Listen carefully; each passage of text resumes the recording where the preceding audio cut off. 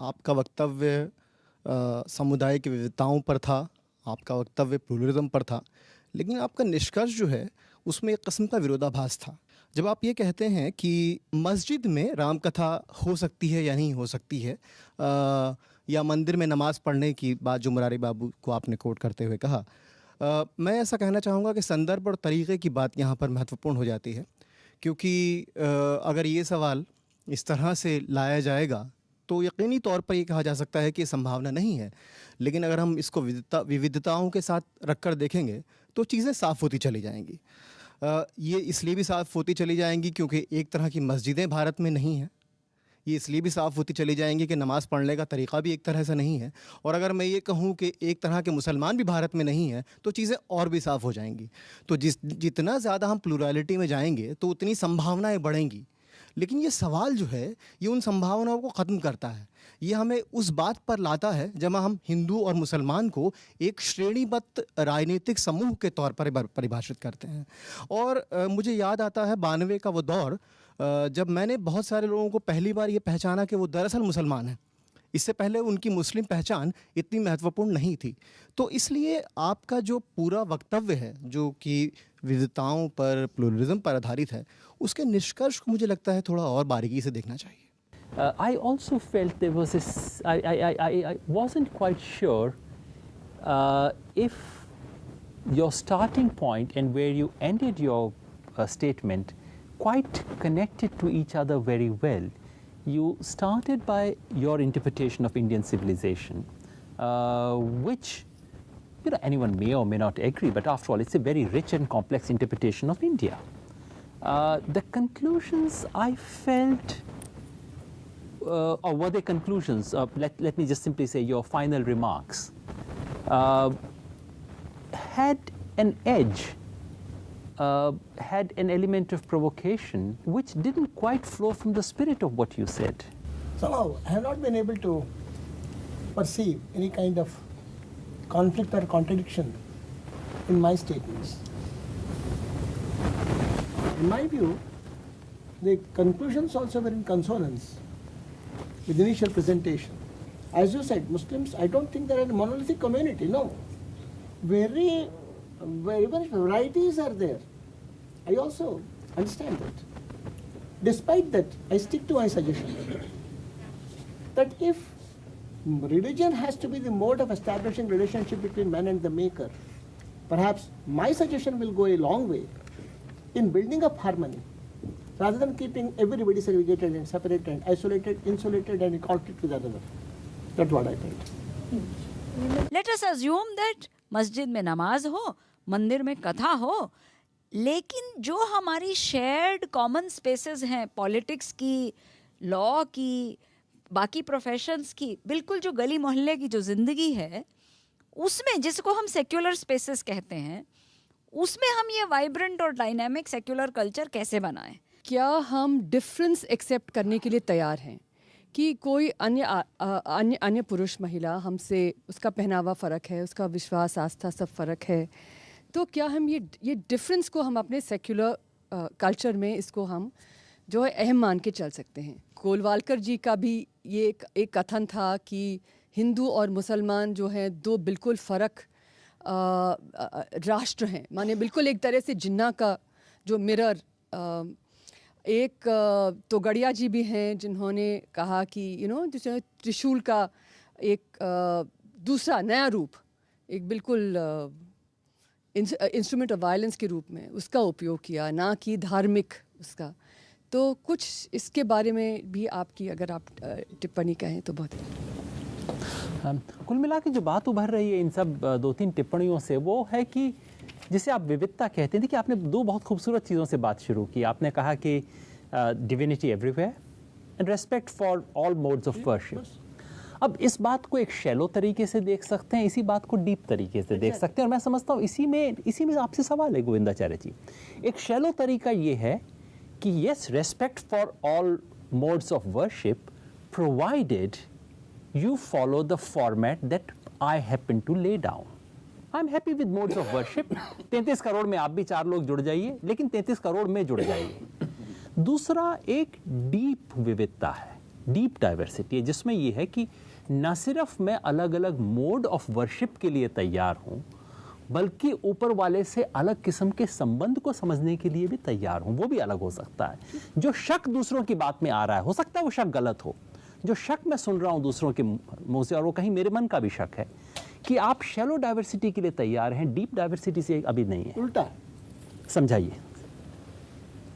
देखिए, बहुत एक्सपेरिमेंट्स हुए हैं अमेरिका में भी, बहुत क्रूसिबल कहा गया, मेल्टिंग पॉट कहा गया। अब किस पर आ गए हैं सब? सलाद बाउल पर आ गए, जिसमें कि हर एक अपना एंटिटी, अपना अस्तित्व बनाए भी रखे। और प्रॉब्लम्स क्या आ रही है? तो सितंबर 2001 जो हुआ सो हुआ।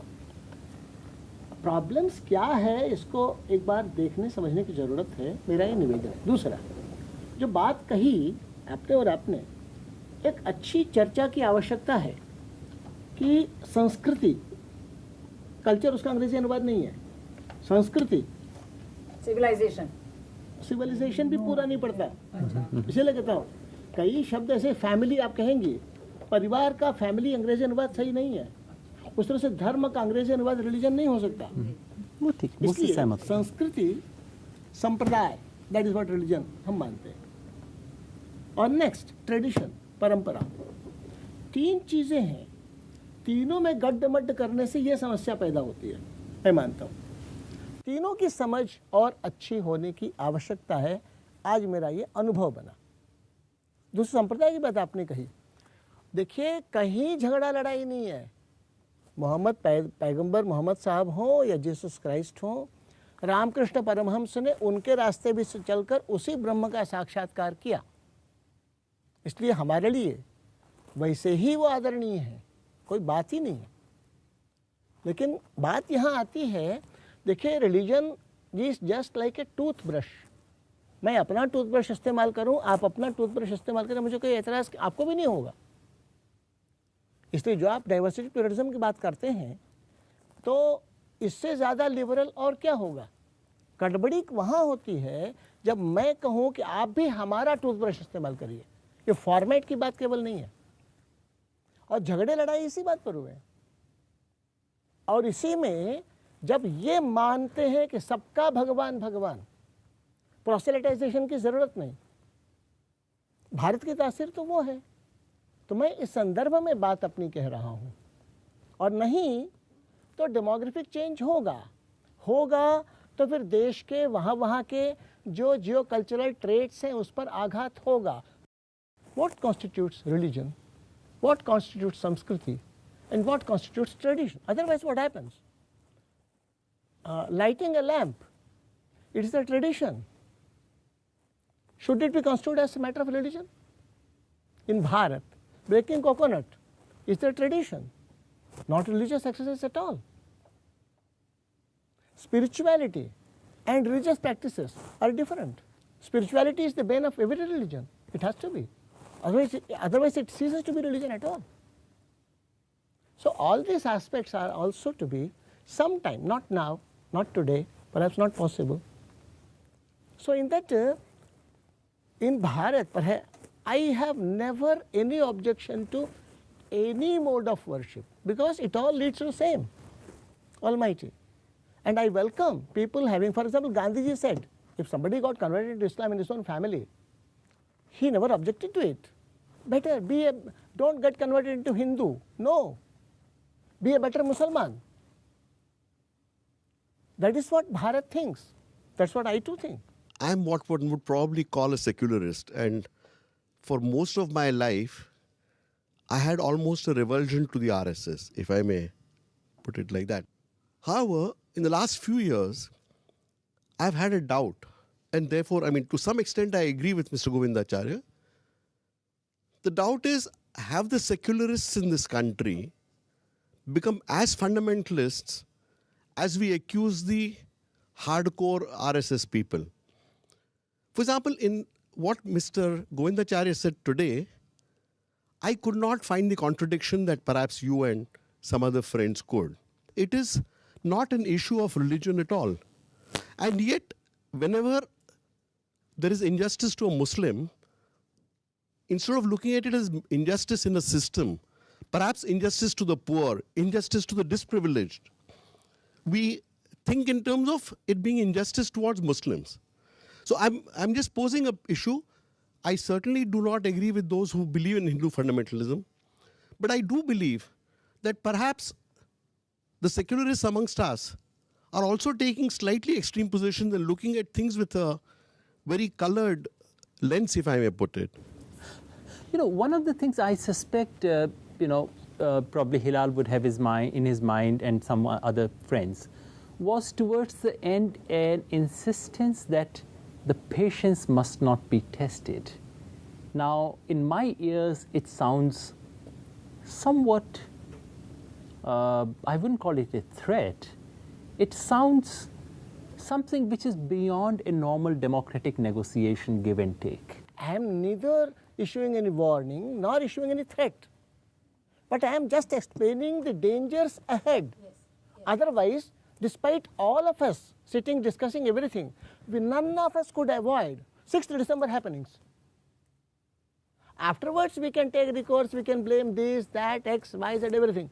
But we cannot stop the events, accidents happening, and that hurts the society, that hurts the nation. With that pain only I am saying that, not as a part of threat at all, because we are not addressing the questions. And you are thinking that, yes, timeless patience can be there. I never admit or accept or think and perceive that Hindu society is under threat. It is besieged. No, no, no. The pluralism is the greatest strength of Hindu society, or Bharat. And Bharat will continue to prevail. I have got that conviction. But the challenges are to be met squarely. What can be the modes? What can be the methods? In what all any of us, individually and collectively, can do?